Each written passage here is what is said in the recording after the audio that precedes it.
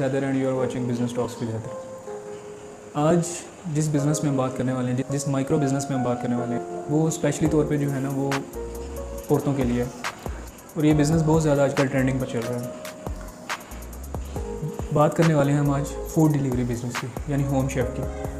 कैसे आप घर में रहते हुए घर में ही खाना पकाते हुए माहाना मिनिमम 30 से 40 हज़ार रुपये और ज़्यादा से ज़्यादा 1 लाख तक आप माहाना कमा सकते हैं। बहुत ही ईजी स्टेप्स हैं जिनको आप फॉलो करते हुए ये बिज़नेस कर सकते हैं।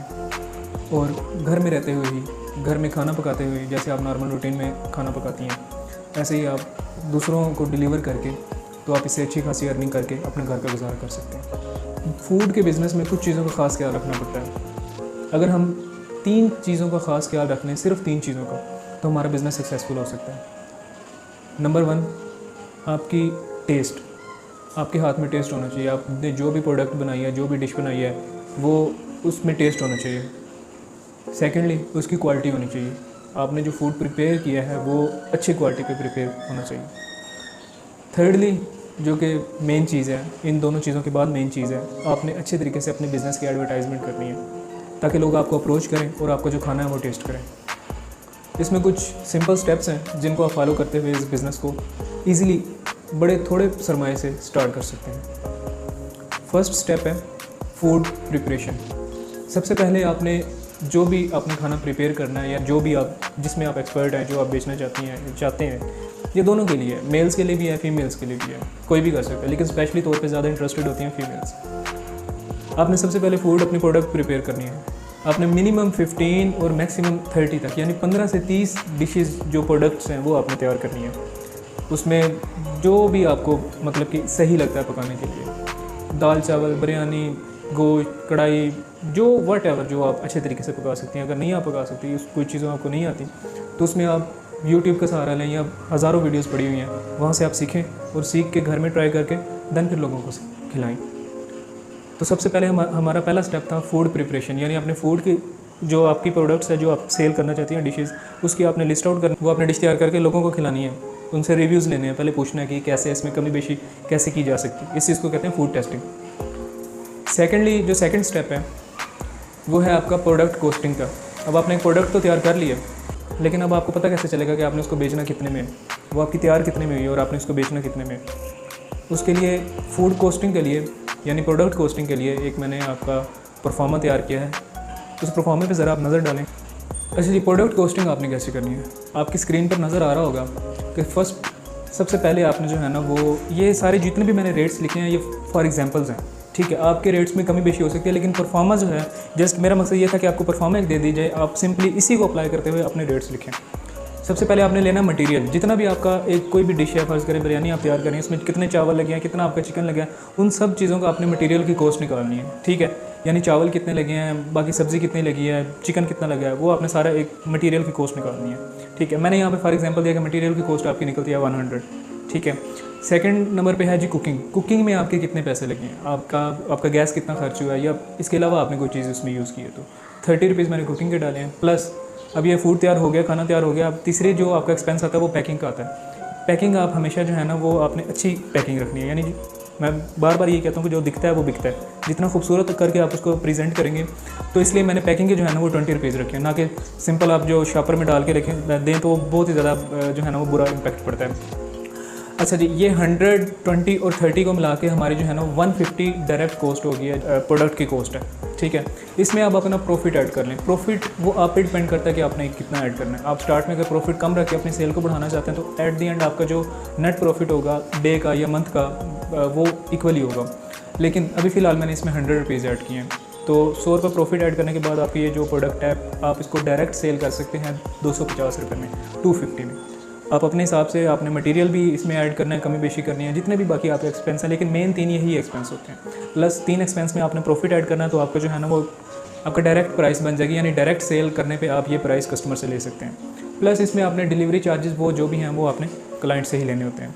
वो आपने एरिया के हिसाब से सिलेक्ट करने हैं कि कितने नज़दीक का है, दूर का है, उस हिसाब से आपने एरिया के हिसाब से डिलीवरी चार्जेस जो है ना वो सिलेक्ट करने पड़ते हैं। अच्छा जी, सेकंड उस पर फिर नीचे आ जाता है जी, उसमें फूड पांडा का शेयर आ जाता है। अगर आप जाहिर सी बात आप home chef as a home chef कर रही हैं तो ना सिर्फ डायरेक्ट सेल करेंगी बल्कि आप फूड पांडा के थ्रू भी सेल करेंगे। फूड पांडा जो है ना वो इस टाइम एट द टाइम अब जब मैं वीडियो बना रहा हूँ 30% जो है ना वो अपना उनका शेयर होता है। कोई भी प्रोडक्ट आप सेल करते हैं तो उसमें 30% फूड पांडा का शेयर होता है। तो वो हम बीच में ऐड कर लें तो 75 रुपीज़ वो बनते हैं, यानी 75 रुपये वो लेंगे। तो ये टोटल हमारी जो प्रोडक्ट है ना 325 रुपये की बन जाएगी।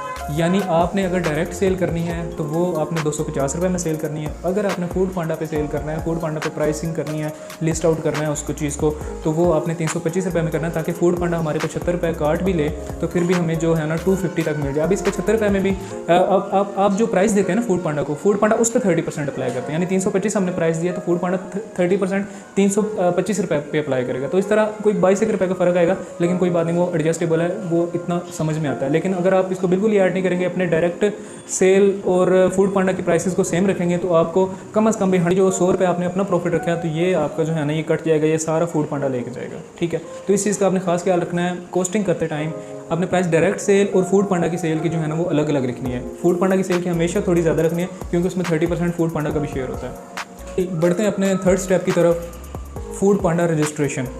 फूड पांडा पे एज अ होम शेफ़ आपने जो है ना वो कैसे रजिस्ट्रेशन करवानी है, उसके लिए लिंक मैंने नीचे डिस्क्रिप्शन बॉक्स में दे दिया है। आप सिंपली उस लिंक पर जाके उनके साथ कॉन्टैक्ट करके उनका एक सिंपल सा फॉर्म है वो फिल करें। उसके 24 या 48 घंटे में उनका एक रिप्रेजेंटेटिव आपको खुद कॉन्टैक्ट करेगा, आपके फ़ोन नंबर पे कॉल करेगा और वो आपसे पूछेगा आपकी बिज़नेस की डिटेल। ठीक, लेकिन इस रजिस्ट्रेशन से पहले आपकी जो प्रोडक्ट की प्रिपरेशन है और आपकी कोस्टिंग है, ये पहले दोनों स्टेप हो जाने चाहिए। उसके बाद ही आप फूड पांडा की रजिस्ट्रेशन करवा सकते हैं, क्योंकि उनके जो भी रिप्रेजेंटेटिव होगा वो आपसे पहला सवाल ये करेगा कि आपकी प्रोडक्ट्स कौन कौन सी हैं और आपकी प्राइसेस क्या हैं। देन वो आपको एक सिंपल सा फॉर्म देंगे, फॉर्म आपने फिल करना है, आपने उसमें अपनी सारी प्रोडक्ट्स डालनी है। प्रोडक्ट्स डालने के बाद आपने उनकी प्राइसेस लिखनी है, प्राइसेस लिखने के बाद आपने उनको अपना नाम बताना है कि आप किस नाम से बिज़नेस करना चाहते हैं। तो देन वो आपके जो है ना फॉर्म को सबमिट कर देंगे। इसकी 5000 रुपीज़ वो फ़ीस लेंगे। ठीक है, 5000 फ़ीस लेने के साथ वो आपको एक डिवाइस प्रोवाइड कर देंगे जो कि आप अपने घर में यूज़ कर सकते हैं। उस डिवाइस में सिम भी मौजूद होगी और इंटरनेट भी चल रहा होगा, आपको किसी भी किस्म की कोई परेशानी लेने की ज़रूरत नहीं होगी। Step number 4, branding. ब्रांडिंग इतना ही इम्पोर्टेंट है जितना आपके लिए बिज़नेस करना। ब्रांडिंग, मैं अगेन वही वर्ड अपने रिपीट करूँगा कि जो दिखता है वो बिकता है। आप कोई भी चीज़ बना लें, जितनी ही मर्ज़ी आपकी अच्छी हो, लेकिन उसकी पैकिंग अगर अच्छी नहीं होगी तो वो आपकी सेल नहीं होगी। अगर क्लाइंट एक बार लेगा तो उस पर बहुत बैड इंप्रेशन पड़ेगा, वो दोबारा आपसे ऑर्डर नहीं करेगा।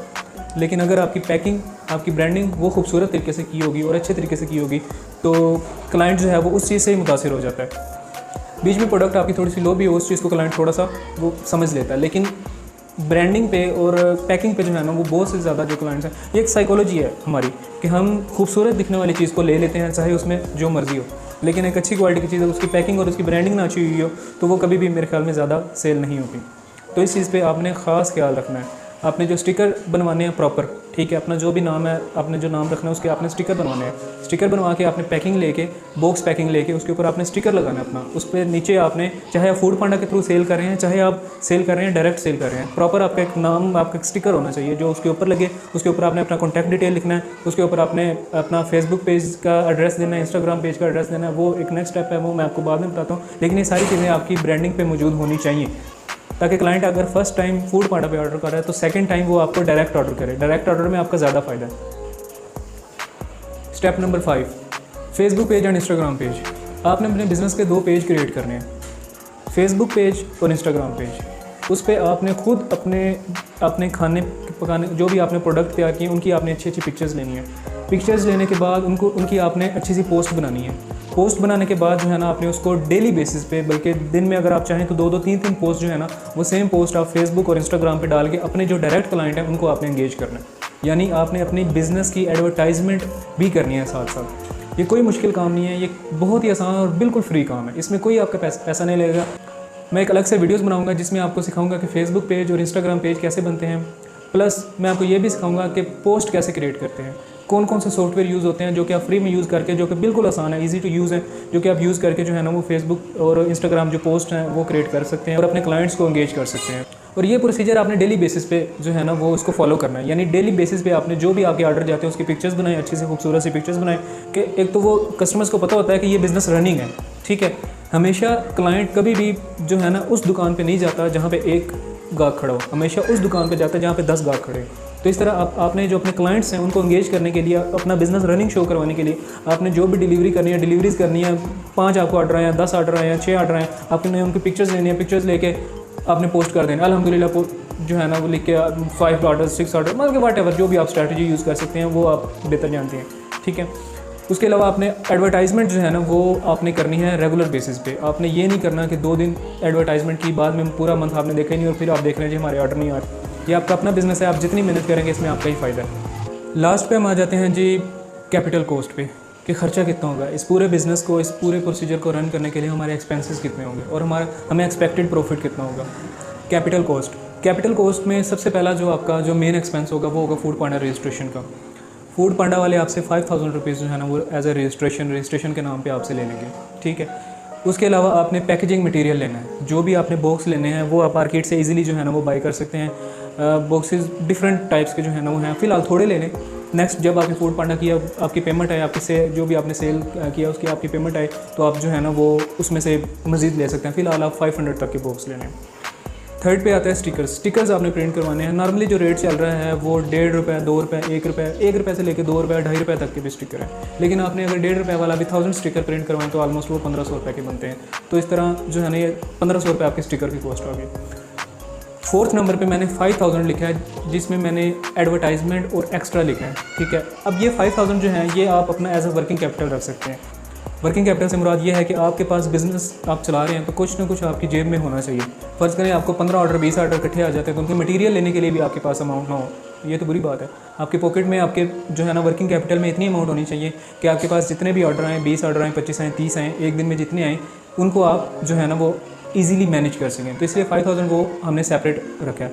तो ये टोटल सारी अमाउंट मिला के 12000 रुपये बनता है। 12000 रुपये आप लगा के ये अपना एक घर पे रहते हुए एक बिज़नेस स्टार्ट कर सकते हैं एज अ होम शेफ़, ठीक है। अब इसमें प्रॉफिट का क्या है, प्रॉफिट कितना होगा? अगर आप नॉर्मली 100 रुपीज़ 100 रुपये अगर आप जो है ना वो लेते हैं एक डिलीवरी पे, ठीक है, तो अगर आपके मिनिमम ऑर्डर होना फूड पांडा के और अपने ईजिली मिला के वो 10 ऑर्डर होंगे। मतलब कि मैं थोड़े से थोड़े की बात करूँ, अगर आप थोड़ी सी मेहनत करें तो 10 ऑर्डर को, अगर आपका टेस्ट अच्छा है, आपने बाकी चीज़ें जो मैंने आपको स्टेप्स बताए हैं वो अगर आपने फॉलो किया तो मैं आपको गारंटी देता हूँ कि 10 ऑर्डर तक आपके इंशाल्लाह ताला होंगे। 10 ऑर्डर का आप देख लें कि अगर 100 रुपये पर ऑर्डर लें तो पर डे आपने 1000 कमाया, यानी 1000 रुपये आपने पर डे कमाया। तो महाना कितना कमाया? 30,000 रुपये। यानी घर पे रहते हुए कुछ ना करते हुए थोड़ी सी मेहनत के साथ आपने 12000 रुपये लगा के 30,000 रुपये महाना जो है ना आप घर रहते हुए कमा सकते हैं। प्लस इसमें आप और ज़्यादा अपनी अगर मेहनत करें, अपने पेजेस को ग्रो करें, अपने क्लाइंट के साथ जो है ना वो कॉन्टैक्ट करें और मार्केटिंग स्ट्रेटजीज़ अपनाएं। जैसे कि फूड के पेजेस बने हुए हैं, बहुत ज़्यादा फूड के पेजेस हैं और बहुत ज़्यादा ट्रैफिक होती है, लोग उन पे अपने रिव्यूज़ देते हैं, सब कुछ देते हैं। आप उनको कमेंट बॉक्सेस में जाएं, वहाँ जाके अपना एक मैसेज बना के रखें, ठीक है, कि मेरे पास ये चीज़ होती है। उसमें आप अगर आपने ऑर्डर करना हो तो नीचे आपको कॉन्टैक्ट नंबर दियो, ठीक है ना, नीचे फेसबुक पेज का आपका लिंक दियो या इंस्टाग्राम पेज का लिंक दियो। तो इस तरीके से आप लोगों को एंगेज करके लोग आएंगे आपके पास। आपके प्रॉपर मेन्यू बनाना चाहिए। मेन्यू कैसे बनाना है उसको, मतलब कि कैसे डिज़ाइन करना है, वो एक अलग से प्रॉपर मैं उसके लिए वीडियो बनाऊंगा। मतलब कि एक अपने फेसबुक पे बैनर्स कैसे बनाने हैं, उसकी एडवर्टाइजमेंट कैसे बनानी है, आपने जो है ना वो पोस्ट कैसे बनानी है, डिज़ाइन कैसे करना है। तो ये एक कोई ज़्यादा मुश्किल काम नहीं है। इसके लिए कोई भी आपको ग्राफिक डिज़ाइनर हायर करने की ज़रूरत नहीं है, ना आपको बाहर से पोस्ट बनवाने की ज़रूरत है। ये आप सारा कुछ खुद से कर सकते हैं। तो उम्मीद है कि आपको वीडियो अच्छी लगी होगी। अगर अच्छी लगी है तो लाइक और शेयर कर दें और बेल आइकन पर क्लिक कर दें। अब तक के लिए था इतना ही। That's it. See you in next video. अल्लाह हाफिज़।